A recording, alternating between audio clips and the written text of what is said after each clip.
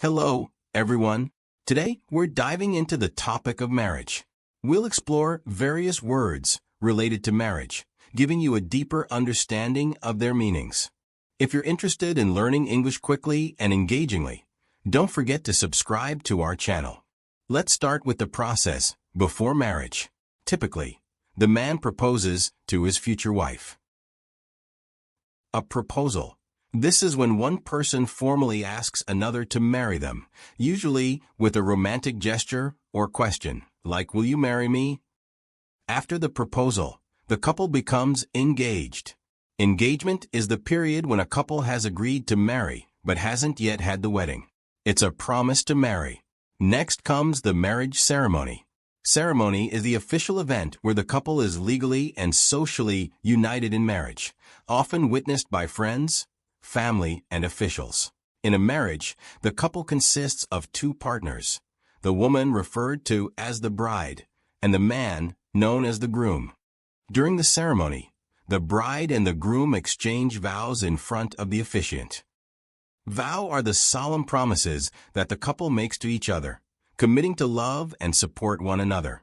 If one or both individuals want to protect their assets, they might agree to a prenuptial agreement, which is a legal contract made before marriage that outlines how assets and finances will be divided in case of a divorce. Next, we have the word dowry. A dowry is money or property that the bride's family gives to the groom or his family upon marriage, a tradition in some cultures. Unfortunately, if the marriage doesn't work out, the couple might go through a divorce. A divorce is the legal ending of a marriage, where the couple formally separates and resolves matters like custody, property, and finances. Now, stay tuned as Frank and our host Sarah talk more about marriage vocabulary. Listen and practice along with them. Well, a friend of mine recently tied the knot, and it got me thinking about all the traditions and, well, the vocabulary that comes with getting married. You always find the most interesting stuff in your research. What can we expect on this deep dive into marriage? Well, it's amazing how much the idea of marriage has changed over time, but it still has some really old roots. We're going to uncover some surprising things about everything from the wedding ceremony itself to the legal stuff that shapes how we say, "I do." Okay, let's break this down. Maybe we could start with the ceremony. You've been researching this. What are some of the traditional parts that have stuck around? How are couples making them their own these days? It's interesting how the ceremony mixes those old rituals with how people see them today. Take vows, for example. Exchanging vows is a huge part of lots of wedding ceremonies, and it goes back centuries. But the ways couples handle vows nowadays are so different. Right, because when you think about traditional vows, they can sound kind of, well, outdated. How are couples personalizing their vows now?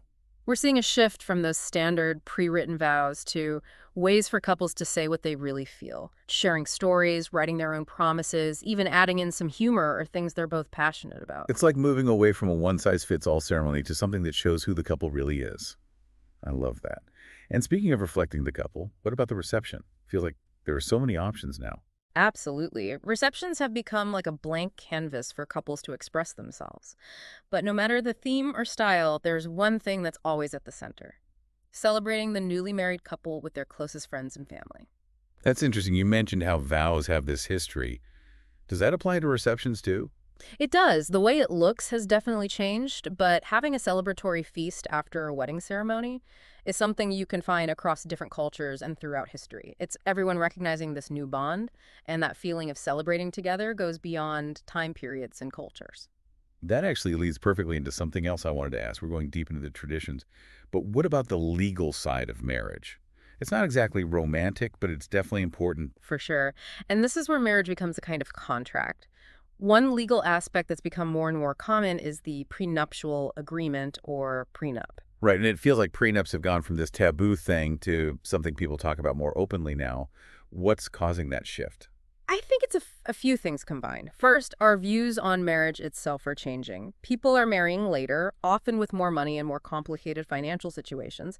So there's more emphasis on being open about finances and planning for the future, however that looks. Like that saying, hope for the best, prepare for the worst, but not in a way that takes away from the love and commitment, right? Exactly. It's not about not trusting each other. It's about being practical and protecting each other. Okay, so we've covered prenups, which hopefully never have to be used. But what about when marriages do end? That's where things like divorce and alimony come in, right? Oh, and these are areas where the legal side of marriage becomes really important. Before we get into the details, can you explain the difference between divorce and alimony? People mix them up sometimes.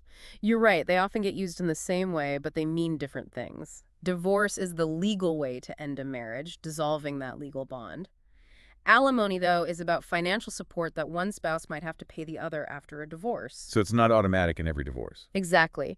Whether or not alimony happens and for how long depends on a lot of things that the courts look at. Like what? What influences those decisions? There are a bunch of factors. How long the marriage lasted is a big one. Courts also consider how much each spouse can earn, their age and health, and if one spouse put their career on hold to support the other or raise children. It can be quite complicated. Wow, okay. Sounds like alimony could be a whole other deep dive. Definitely. It's a complex topic with a lot of legal and social angles. So we've talked about prenups, which are all about planning for the what-ifs, and touched on divorce and alimony, which happen if a marriage ends. It's a lot to take in. But you mentioned earlier that marriage isn't one size fits all, especially in different cultures. What do you mean by that?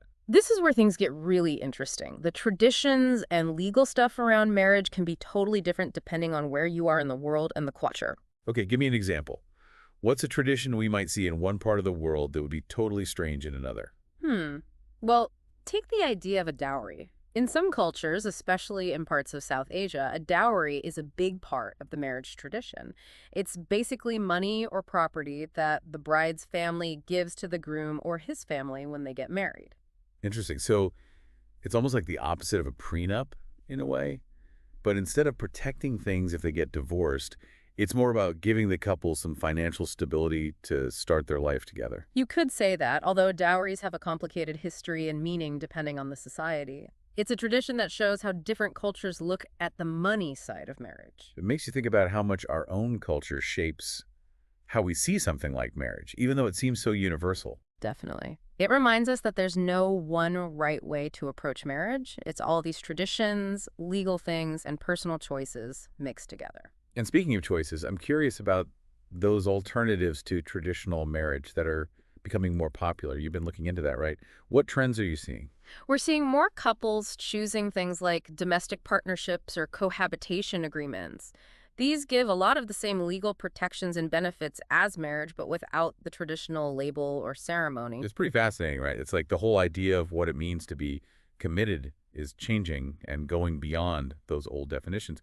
Why do you think more people are going for these alternatives? I think there are a few reasons. Some people want to avoid the historical baggage that comes with marriage, especially groups who have been left out of traditional marriage in the past. For others, it's about practicality and having options, fitting their commitment to their own situation. So it's about having more choices and finding what matches your values and how you live, which, when you think about it, is what being consciously committed is all about. Yeah, I think that's a great way to put it. It's not about everyone fitting into the same idea of marriage, but finding your way to be committed.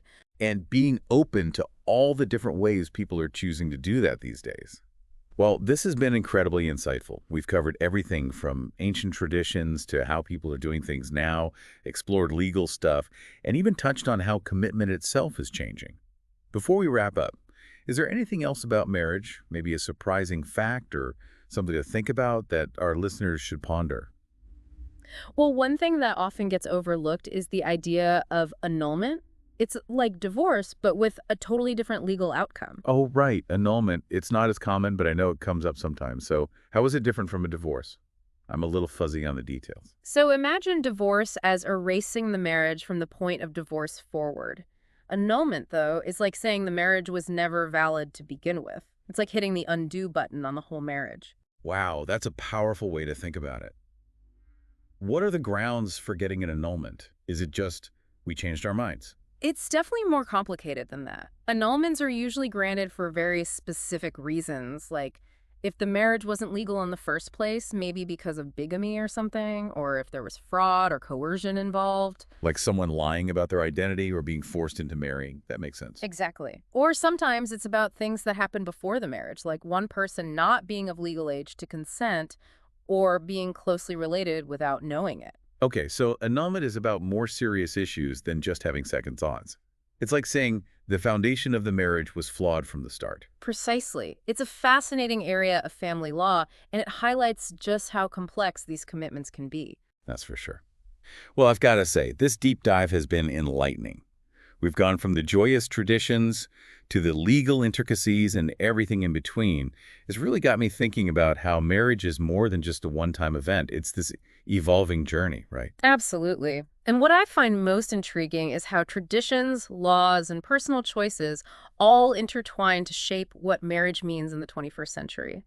It's truly a reflection of our evolving values and how we choose to build our lives with one another. It's been such a pleasure picking your brain about all of this today. Thanks for sharing your insights. Anytime. I always enjoy these conversations. Thanks so much for watching. Now it's your turn. I'd love to hear from you. Share your thoughts in the comments below. What do you think of marriage today compared to the old times? If you found this video helpful, give it a thumbs up and share it with your friends, and I'll see you in the next video.